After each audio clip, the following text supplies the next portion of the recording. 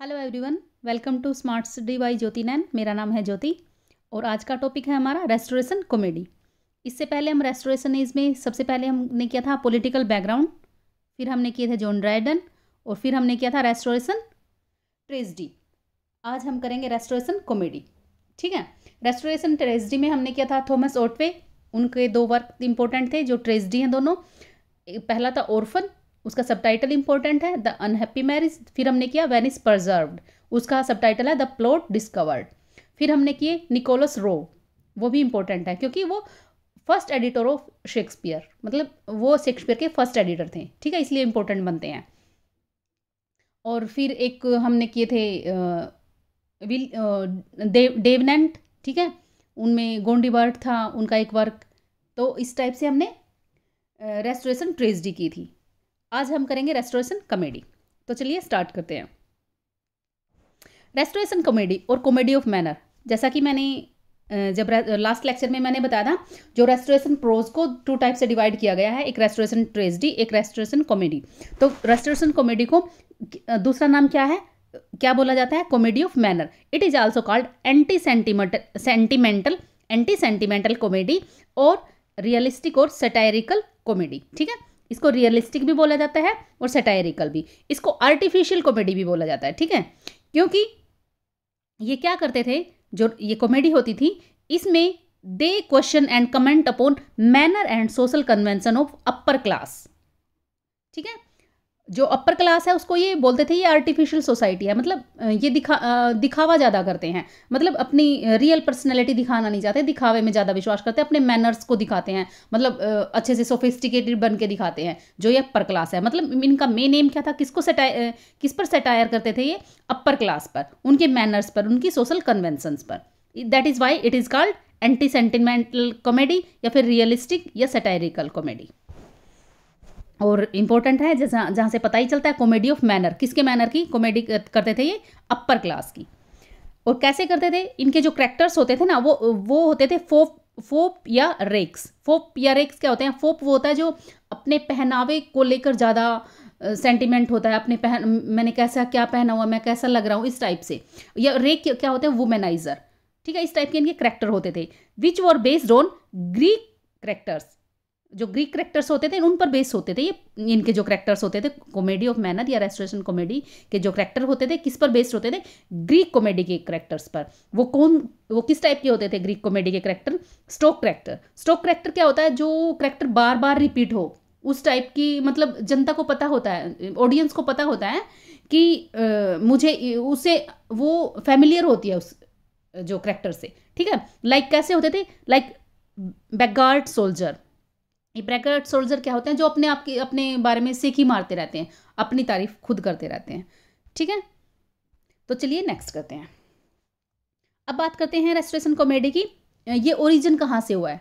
सबसे पहले जो इंपॉर्टेंट बात है नेट के पॉइंट ऑफ व्यू से, वो तो ये है, क्वेश्चन सीधा पूछा जाता है, रेस्टोरेशन कॉमेडी मतलब कहाँ से ली गई है? जो रेस्टोरेशन एज में कॉमेडी आती है वो कहाँ से उठाया गया, किसका इन्फ्लुएंस था रेस्टोरेशन कॉमेडी? तो आंसर इज मोलियर।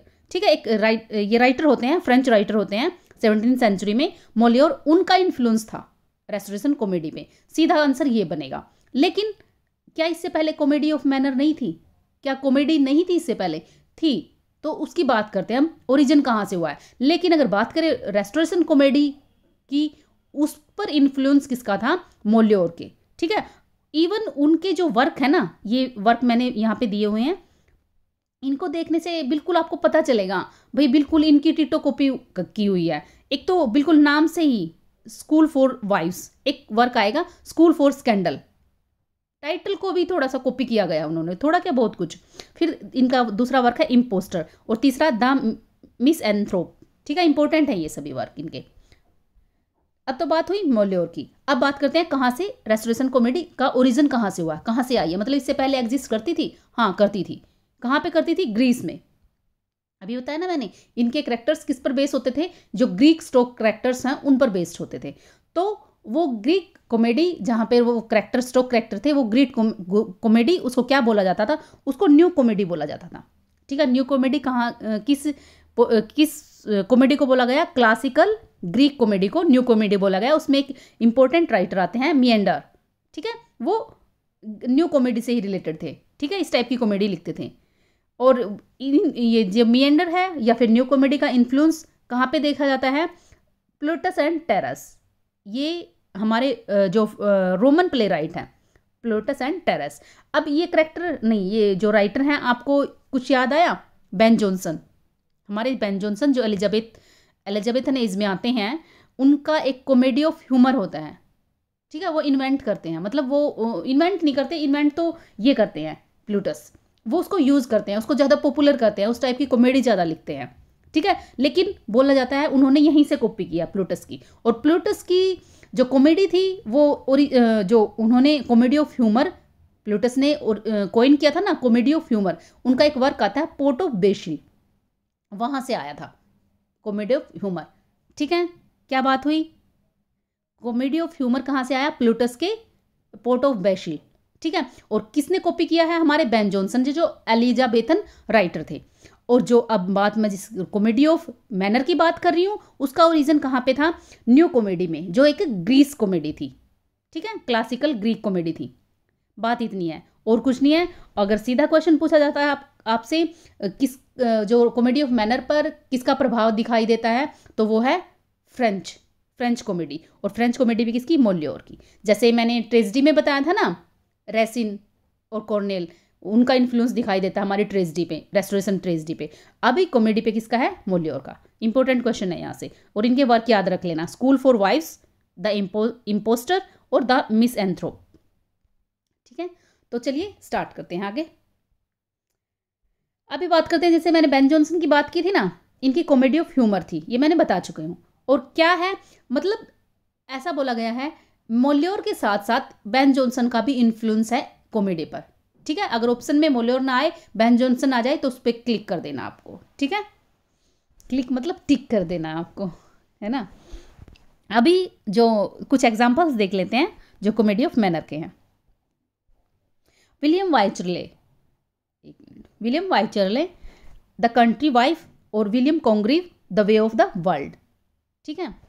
और फिर आते 18th सेंचुरी में भी कुछ हमारी रेस्टोरेशन कॉमेडी है, लाइक ओलिवर गोल्डस्मिथ है, उनका एक she stoops to conquer, R B. Sheridan का है the rival and school for scandal. अभी बात बताया था ना मैंने, अभी जो मोलेर है हमारे, उनका एक वर्क आता है स्कूल फॉर वाइफ्स। एक मिनट पिछले वाली स्लाइड दिखा देती हूँ आपको, स्कूल फॉर वाइफ्स, ये लास्ट में है, स्कूल फॉर वाइफ्स है ना, सेम टाइटल उठाया है हमारे आर.बी. शेरिडन ने, स्कूल फॉर स्कैंडल, ठीक है। तो ये हुए एग्जाम्पल, हम वन बाय वन अपने इन राइटर को डिस्कस करते हैं जो कॉमेडी ऑफ मैनर इसमें लिखते थे। सबसे पहले करेंगे हम जॉर्ज एथर्ज। कौन है? Sir George Etherege. मतलब इनकी जो लाइफ हिस्ट्री से हमें नहीं जाना है, इनकी लाइफ हिस्ट्री में बस एक बात इंपॉर्टेंट है, वो है ये एक लॉयर थे, ठीक है। और दे ट्रेवल्ड अब्रॉड टू फ्रांस, वो फ्रांस जाते हैं।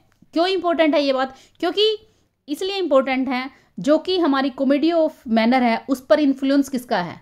फ्रांस कॉमेडी का है ना, मोलियोर वहीं से थे ना, उनका इन्फ्लुएंस है। तो यहाँ से हमें पता चलता है कि वो एक बारी फ्रांस गए थे, हो सकता है उन्होंने वहाँ पे जो मोलियोर हैं वो उनकी जो कॉमेडीज़ हैं उनके कॉन्टेक्ट में आए हो, मतलब वो ड्रामा वहाँ पे प्ले हो रहा हो और इन्होंने वो देखा हो, ऐसा बोला जाता है, ठीक है। वो फ्रांस गए थे तो वहाँ से ही इनका इन्फ्लुएंस आया है हमारी कॉमेडी ऑफ मैनर का, और वो एक लॉयर थे।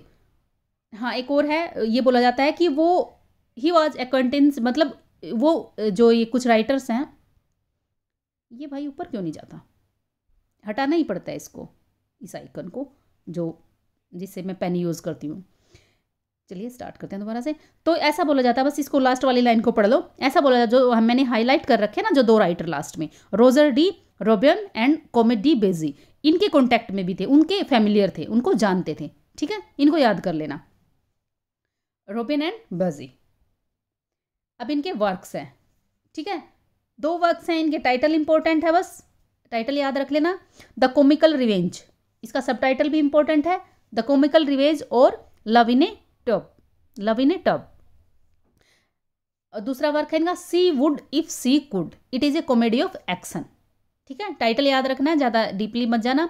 अब मतलब ऐसा बोला जाता है ये इतनी जो पहली है इनकी कॉमिकल रिवेंज, ये इतनी पॉपुलर होती है कि ये लॉर्ड जो बैकहर्ट्स है और अर्ल ऑफ डॉर्सेट है इनके कॉन्टैक्ट में आ जाते हैं। ठीक है, इससे मतलब ये पॉपुलर हो जाते हैं और इनकी जान पहचान इनसे हो जाती है। ठीक है, इनके कौन से वर्क इंपॉर्टेंट, अभी इंपॉर्टेंट तो मैन ऑफ मोड आएगा, ये सिर्फ टाइटल इंपॉर्टेंट है। द कॉमिकल रिवेंज और लव इन ए टब, दूसरा है she would if she could, it is a comedy of action. अब बात करते हैं इनका वेरी वेरी इंपॉर्टेंट वर्क है। ठीक है, इसको पढ़ लेना अच्छे से, मस्ट रीड है ये। मैन ऑफ मोड, इसका सब टाइटल है सर फोपलिंग फ्लटर, सर फोपलिंग फ्लटर। इसमें इंपॉर्टेंट बात क्या हो जाती है कि जो सर फोपलिंग फ्लटर है, यहाँ से हमें क्या पता चल रहा है कि हमें लग रहा है कि ये जो फोपलिंग फ्लटर हैं ये इसके प्रोटैगनिस्ट होंगे, हीरो होंगे, लेकिन ये इसके जो सब टाइटल है उसमें ये हीरो नहीं है। मतलब जब मैन ऑफ मोड है, जो ये इनका प्ले है, जो इनकी कॉमेडी है, इसमें हीरो फोपलिंग ना होकर डोरीमेंट होते हैं। कौन होते हैं? डोरीमेंट। ठीक है, ये सिर्फ एक कॉमिकल करेक्टर है, इसमें एक फोप है। ठीक है, एक फ्लैम्बोंट है, याद रखना इस बात को, ये हीरो नहीं है, हीरो है डोरीमेंट। डोरीमेंट कौन है? एक वुमनाइजर है who is in love with Mrs Loveit. Mrs Loveit से प्यार करते हैं, बट एक लेडी आती है टाउन में, हैरिट, हैरिट नाम की एक लेडी आती है। तो ये इस लेडी के चक्कर में हैरिट मतलब जो डोरीमेंट है वो चाहते हैं कि मैं लवविट से पीछा छुड़वा कर हैरिट से शादी कर लेता हूँ, मतलब उससे अफेयर करना चाहता है। तो इस टाइप से स्टोरी चलती रहती है और अपने फ्रेंड्स की हेल्प लेता है। एक बेलिंडा नाम की कैरेक्टर है, उसको उसके साथ भी इसका अफेयर है। ठीक है, सबसे पहले किसके साथ है इनका अफेयर? मिसिज लवविट के साथ, और फिर मिसिज लवविट की एक फ्रेंड होती है बेलिंडा, उनके साथ भी है। लेकिन जैसे ही हैरिट आती है तो इसको लगता है भाई मैं मिसिज लवविट है और जो बेलिंडा इनसे पीछा छुड़वा लेता हूँ और इसके साथ शादी कर लूँगा। ठीक है, तो कुछ ऐसा षड्यंत्र रचते हैं कि इसका फ्रेंड होता है मेडले, उसकी हेल्प से कुछ ऐसा करते हैं ये। ठीक है, आप इंपॉर्टेंट क्या है इसमें? इंपॉर्टेंट यही है, ये करेक्टर के नेम पूछे जाते हैं, एक इनका सब टाइटल पूछा जाता है, इसीलिए इसको पढ़ लेना इंपॉर्टेंट है। इसकी सेटिंग है लंदन में। ठीक है, हाँ एक और इम्पोर्टेंट बात भूल गई, ये कब मतलब लिखते कब हैं इस वर्क को? ये कंस्टेंटिनोपल चले जाते हैं। अब जो दो कॉमेडी लिखने के बाद ये कंस्टेंटिनोपल चले जाते हैं। इंग्लिश एम्बेसडर होते हैं हमारे एक sir Daniel Harvey, sir Daniel Harvey, इनके साथ कंस्टेंटिनोपल चले जाते हैं और वहाँ बिजी हो जाते हैं। लेकिन मतलब 8 साल तक इनकी कोई कॉमेडी नहीं आती। 8 साल के बाद ये अपनी मैन ऑफ मोड के साथ आते हैं और वो सुपर डुपर हिट हो जाती है ना। तो ये है स्टोरी, इसमें बताया गया ओपनिंग सीन कैसे होता है। ओपनिंग सीन कैसे होता है? The story opens with Dorimant addressing a violet डायक्स to Mrs Loveit with whom he is having an affair to lie about his whereabouts. Story कैसे ओपन हो रही है कि इसमें जो एक लव लेटर है, वायलेट डायक्स का मतलब एक लव लेटर है, उसमें डोरीमेंट मिसिज लवविट को अपने बारे में झूठ बता रहे हैं कि मैं कहाँ हूँ। ठीक है, मतलब एक लेटर से शुरुआत होती है, लव लेटर से। An orange woman is let in and informs him of arrival in London of a beautiful heiress. वो ब्यूटीफुल हायरस कौन है? हैरिट। एक ऑरेंज वुमन आती हैं, नाम देखिए इनका, ऑरेंज वुमन आती है और वो उसको बताती है कि एक लेडी आई हैं, ब्यूटीफुल हैं और अपनी सिटी में आ चुकी हैं लंदन में। फिर इनका एक क्लोजेस्ट फ्रेंड है मेंडले, जिसकी बात की थी मैंने, वो भी आता है, वो इसको प्लान बताता है कि कैसे क्या कर सकते हैं। जो ये बेलिंडा है इसके साथ ऑलरेडी अफेयर में है और मिसिज लवविट के साथ भी है। मिसिज बेलिंडा को बोलता है भैया आप इसके पास जाओ, भाई इससे मेरा पीछा छुड़वाओ, मैं आपसे शादी कर लूँगा। ऐसे इनको दोनों को उलझा देता है। ठीक है, तो ऐसे इनसे पीछा छुड़वाने की कोशिश करना, आप पढ़ लेना इसको। ठीक है, मैंने इसको बता दिया। तो आज की वीडियो में हम इतना ही करेंगे। थोड़ा सा पीछे वाला आप रिवाइज करते रहा करो, और जो मैं क्वेश्चन पूछती हूँ आप कमेंट नहीं करते तो प्लीज़ कमेंट भी करिए। ठीक है, थोड़ा रिवीजन होता है इसमें। जो हमने लास्ट लेक्चर में किया था वो आप इसमें कमेंट में बताना कि थॉमस ऑटवे का जो ट्रेजेडीज कौन सी हैं, निकोलस रोव ने क्या लिखा है, हमारे विलियम डेवनेंट ने क्या लिखा है, और एक चैमरलिन का वर्क आता है पैरानोइडा, है ना, इस टाइप से। तो ये बताना, और हमारी जो ट्रेजेडी है, रेस्टोरेशन ट्रेजेडी हैं, उनकी क्या करैक्टरिस्टिक्स है। ठीक है, अगर आप अच्छा लगे आपको तो प्लीज़ कमेंट करना, बताना। अगर नहीं लगता तो leave it, it's on you, है ना। तो आज की वीडियो को हम यहीं पे एंड करेंगे। अगर आपको मेरे लेक्चर पसंद आते हैं अपने फ्रेंड्स के साथ शेयर करें, कमेंट करें, लाइक करें और मेरे चैनल को अगर आप नए हो तो सब्सक्राइब भी ज़रूर करें। तो आज की वीडियो को यहीं पे एंड करेंगे। Thank you for today.